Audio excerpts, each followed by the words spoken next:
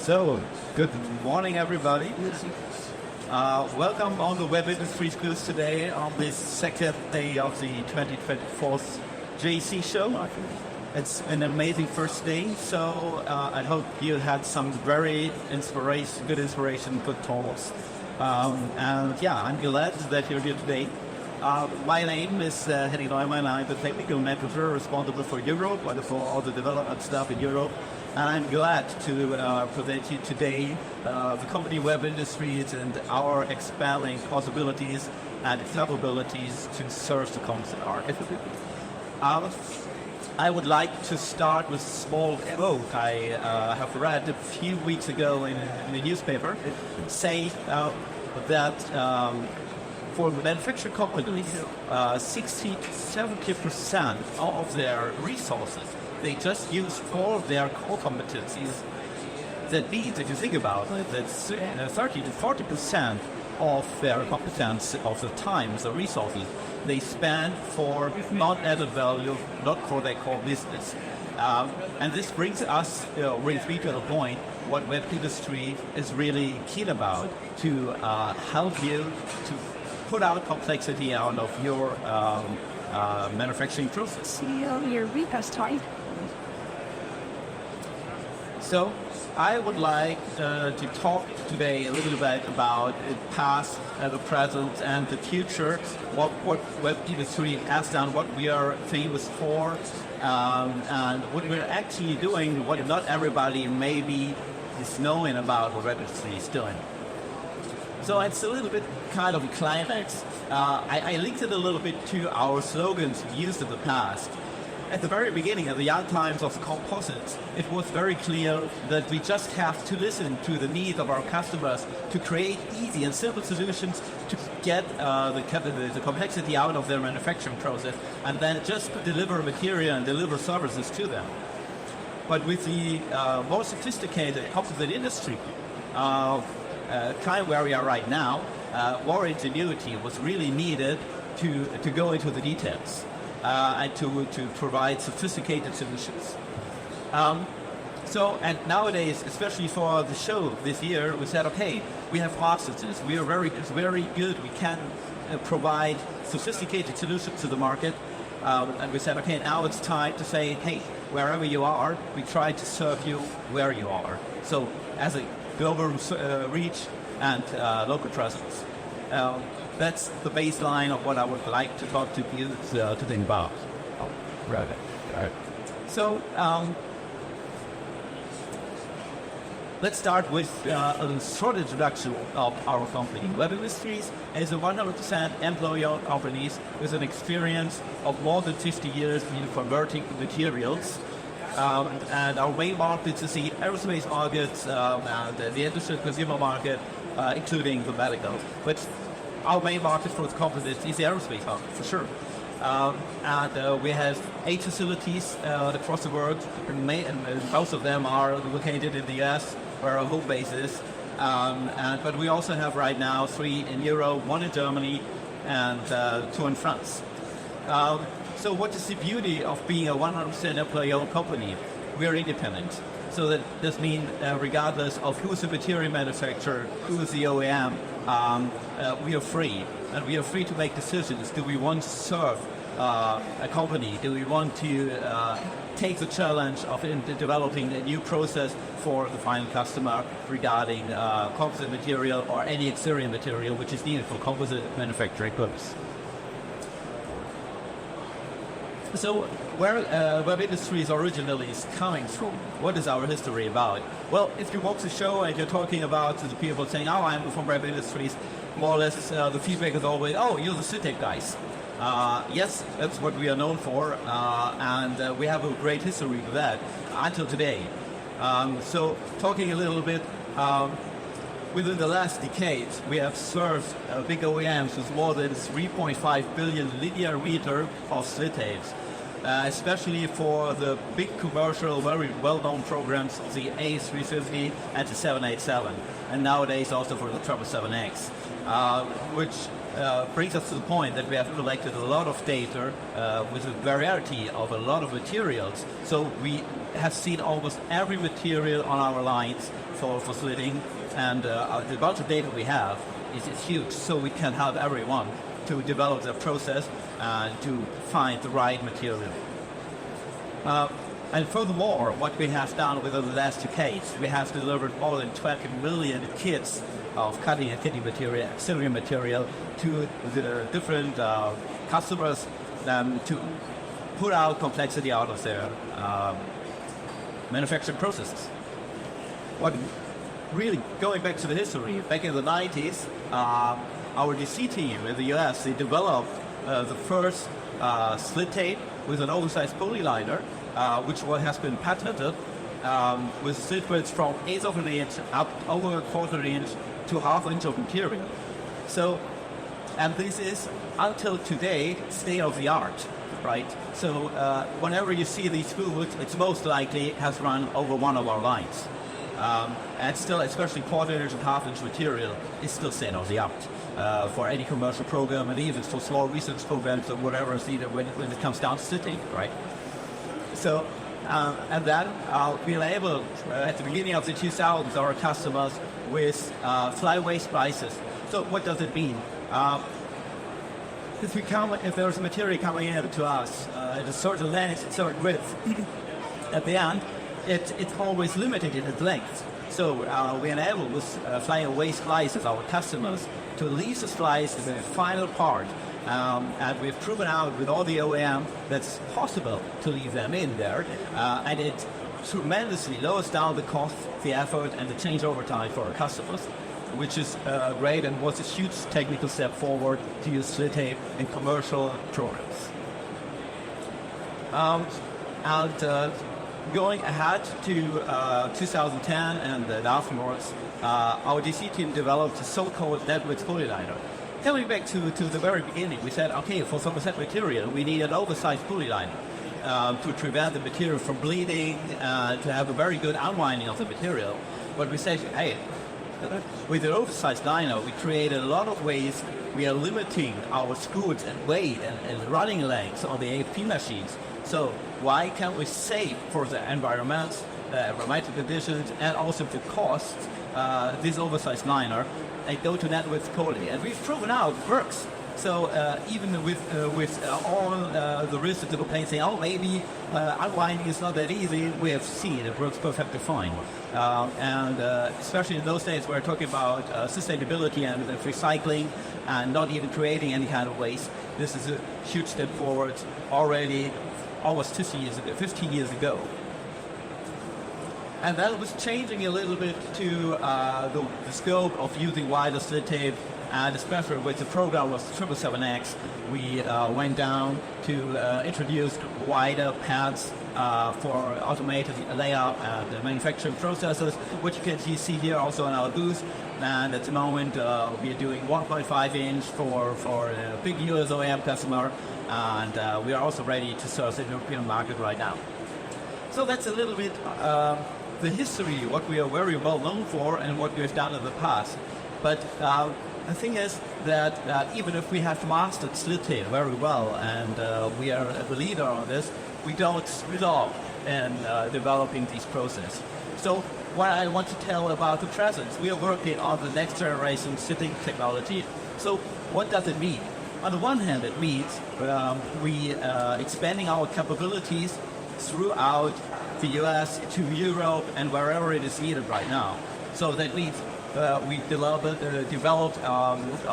transfer slitting machines and slitting technology to Europe to be able to be ready for the next commercial programs. That's just one thing we have. We are very close to have a complete new, very sophisticated line for serial production and also for trial purpose. It's capable to slit pads from 10 millimeter width up to whatever width you need, with the capability of serving rows with a width of 1.6 meters, which is a huge capability we will introduce here in Europe pretty soon.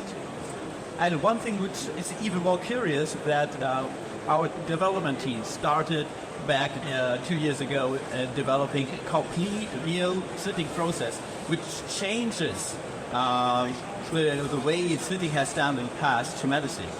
And we will come out with this prototype within this year. So I invite you to stay tuned and maybe to reach out to our guys and talk about that, because we see here a big capability to reduce costs by maybe 50% and the throughput increased by 50%.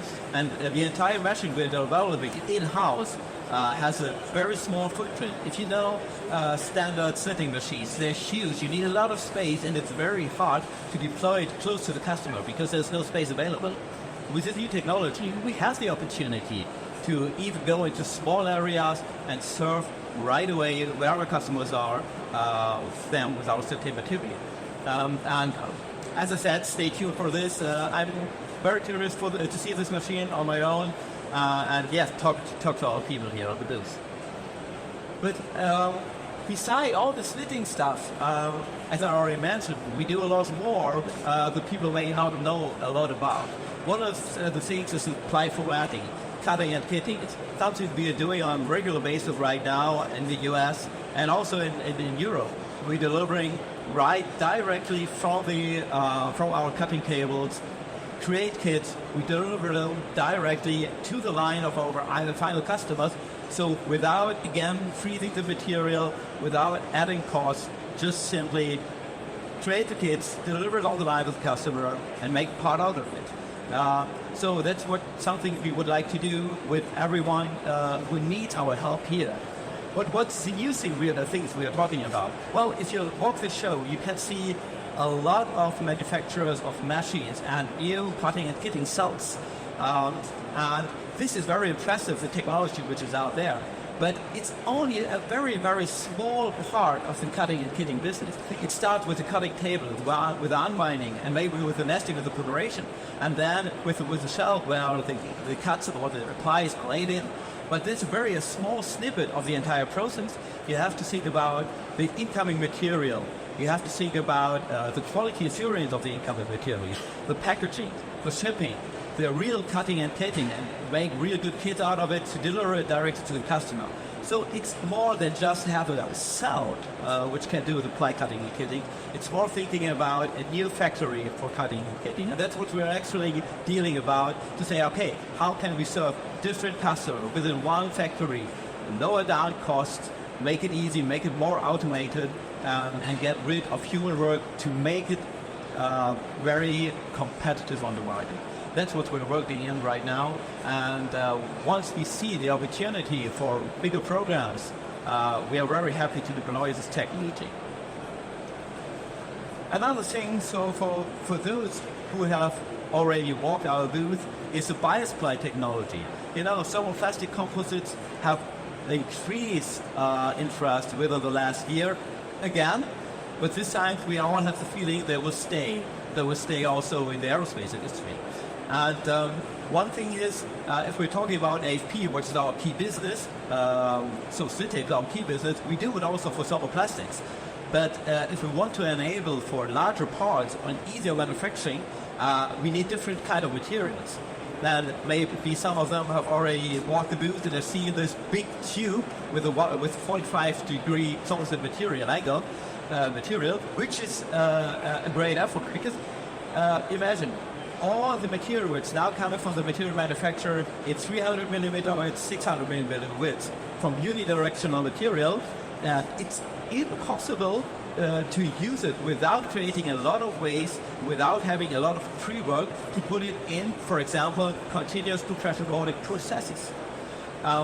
For now, if you want to make such a part with a continuous compressive molding process, you have to prepare your angled material in advance. You have to pre-cut the sheets, you have to weld them manually together, and you create a lot of waste, and you spend a lot of time to do it. This one here, this demonstrator has been done with the BiasPly technology. That means what we do, we lay up the material, the angled sheets, side by side, and make a seal weld across the entire weld, which is a qualified seal weld from a big US American OEM already. So, and every seal weld is checked 2,000 times per one welding part. So, and you can barely feel the seat here, which is great. So at the end, we come up with up to a 50-inch wide roll with 90-degree fiber orientation or 45 degree, or maybe later on, if we can discuss, also some other angles. So this enables some plastic composites also for, let's say, other manufacturing processes like continuous dispersion molding. And even though to create higher yield, it's possible to slit down these 50-inch wide roads into narrow cuts to feed them with other manufacturing processes. Yeah, as I said, have a high bite-fly ratio and a yield of almost 100%, maybe a little bit below.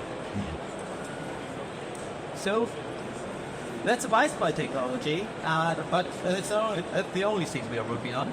So one thing, well, it's not pretty new to us, because as you can see, we are working on the multi-layer insulation for more than 20 years right now, but mainly in the US. So we are also started right now to do this here in Europe, because with electricity space brand or space market, it's very much needed to have multi-layer insulation also there.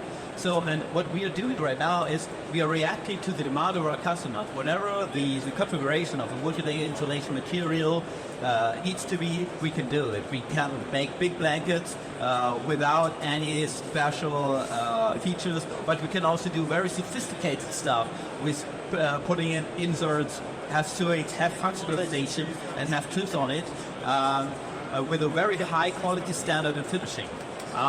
And we are working on this technology using different cutting machines, with different cutting technologies, and utilize our knowledge from the cutting and fitting technologies as well to serve the market with this. And we are really working on deploying this also to Europe. So if you're interested in this, I guess our guys here on booth are very happy to talk to you about that. Another thing, I guess everyone remembers, once we started or coming back from the COVID crisis, everyone was talking about 3D printing, additive manufacturing. I really don't like the word additive manufacturing so much, because it creates a mindset of, oh, the 3D printers everyone has at home and print something. That's not really the key. So for us, to me, it's more talking about ultra-narrow cutting for different applications. So that means we can cut down any kind of material, any kind, especially solid plastic composite material, to a slit width of 1 millimeter and everything which is above, with the aerospace accuracy you well know from our slit tape overall. It's very high tolerances. And the good thing is that we are independent, again, what I've told you before. We can do it with every material coming from any manufacturer out there. And the other thing is, well, you can imagine if you do the 1 millimeter slitting and you have an incoming material of 300 millimeter, well, you theoretically get 300 cuts at once out of this. So you have to manage 300 spools at once. That's really, really critical. So in our development team figured out how to do this. So this kind of material gets also competitive on the market, because there's no one who really can deliver already a large scale of additive manufacturing material right now. Yeah, that's what we're actually doing in the US, and also working on this to deploy this to Europe right now. So now let's talk a little bit about the future. And I want to bring up two examples. That's a little bit of call to action to our customers to think about what is your need, and don't think about what is existing on the market. Just talk to us about what is your pain, what is your problem, so that we can start to resolve this. I want to give you two examples right now here. We have a big European OEM coming towards us saying, we have a film, and we need this film to be perforated. Can you help us? I say, okay, that's not a big deal, because perforation, you have hot needle perforation, you have cold needle perforation. Well, let's do it with hot needle perforation, no problem. Okay, then the customer says, well, that's not the best idea. We're talking epoxy resin film. Hot needle is not the best solution. Okay, I agree. Curing of the material is not the best idea right now. So we said, okay, cold needle is not the best quality, but maybe if it's enough for you, we can do it with that. It's a very, very common technology. let's say, oh no, maybe we misunderstood you. We know geometrical, very clear holes in it, not only a little pin in it. We said, okay, so we are not talking about the perforation process, we're talking about the stamping process, so wording is totally different. And so we said, okay, this is nothing which is existing on the market right now. We know this from the metal sheet industry to put holes in the metals, but you need a lot of lubricants in here. They don't really care in the metal industry about foreign object debris and about winding at least, and adding any cover sheets or trimming the cover sheet. So we said, okay, there's nothing available on the market right now. So so we figured it out and said, okay, we developed a complete new machine, a complete new process for you, and we have now almost ready to go. Within the next few weeks, we will have the qualification for this new line to deliver to this big OEM a very, very sophisticated process to stamp these epoxy resin fill, to bind it up, to trim the edges, ready to go for their inline process. So that's how we can help the customers at the end if you talk to us. And that's the crucial point of this. So it all comes down to talking and developing the real process for your needs. And beside this, the second, let's say, more generic topic is the functionalization of prepreg. As I said, we deliver slit tape to the market. We deliver white cool rolls to the market already, and also the cutting and kitting stuff. But think about functionalization of the material. If you think about your layout process, you lay out the first layer of a certain material, then the second layer of a certain material, and it's always trivial. If you're especially going to an AFP process, think about the first layer you lay out into a mold. It's always a mess. If you think about a copper mesh, it's a manual process. It's not really an automated process. And we were like, okay, we can eliminate it in advance. So we put the copper mesh already on the carbon fiber material, or we put an adhesive film already on the carbon fiber material to lay it up automatically later on, especially for core material like honeycomb, like foam core. So then the OEM is capable to lay up a composite material with AFP or ATL technology directly on the core material, so that enables more automated processes, and this brings our customer to save money, save time, and that's a very good thing. Another thing with the lamination is, if you go to AFP technology, we are always talking about low-grade, mid-grade, and high-grade material. So we talk about low-grade, we are somewhere around 100 GSM of fiber area weight, going up to 300 GSM of area weight for the high-grade material, something in this area. And for AFP technology, it's rarely going above this number. Why is it?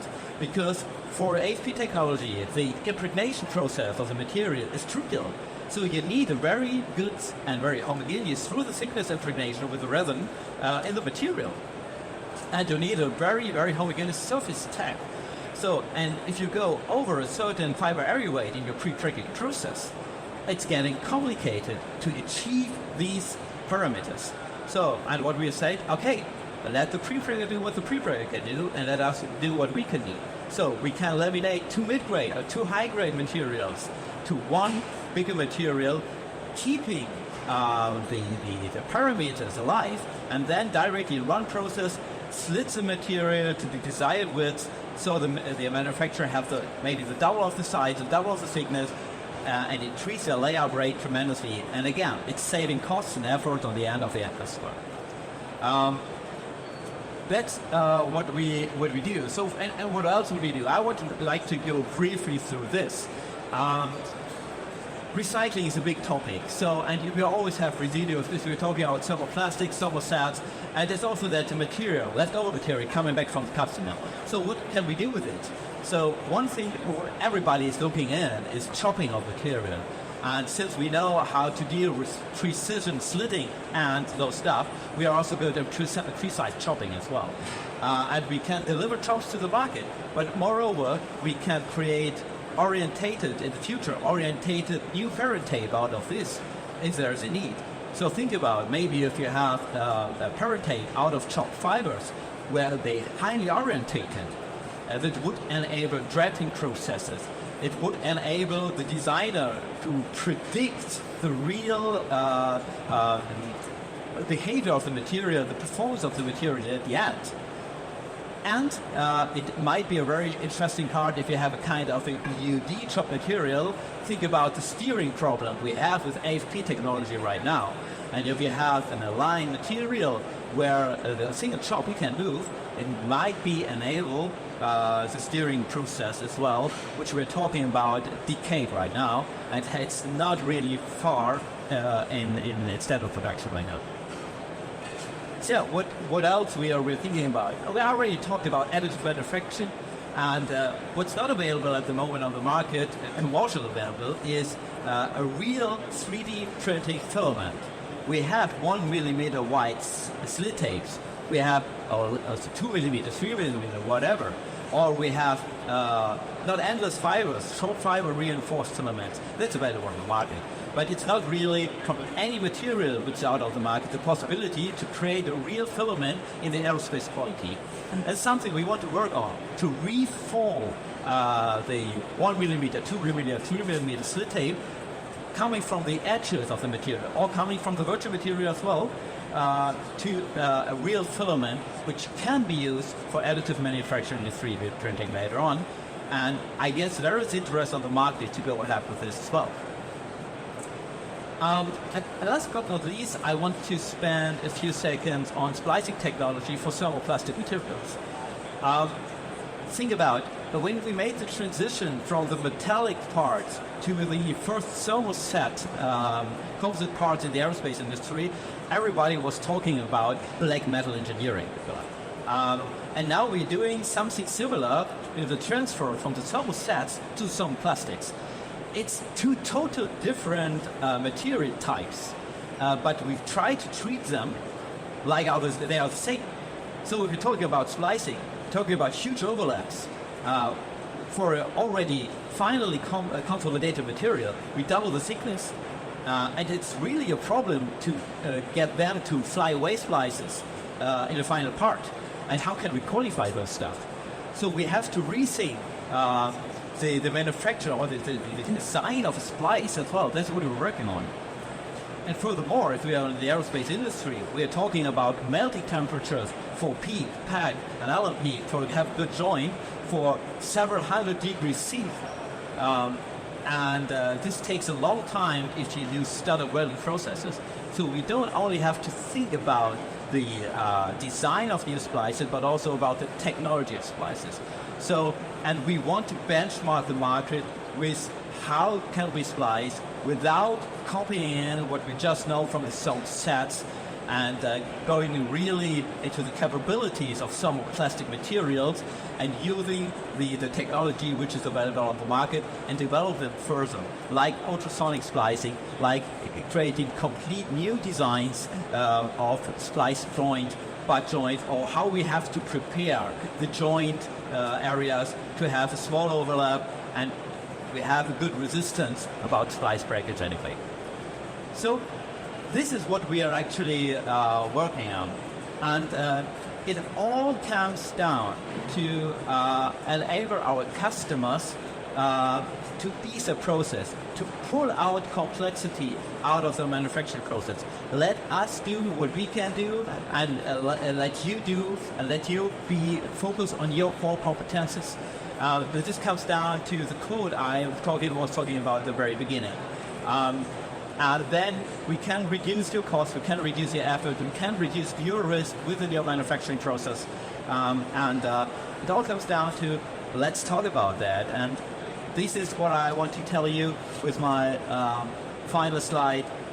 What I said to you is past, present, and future from our slogans we had. And what we really want to is we want to listen to your pains and to your needs, what you have in your processes. And then we want to master this challenge with our ingenuity and finally support you wherever you need us with the global reach and the local presence. So think about your manufacturing processes, think about the problems you may have faced, Even if you don't know the solution, talk to us and we are happy to help you. So thank you for your attention. Hope you have some good talks here on our booth and on the entire show. Thank you so much.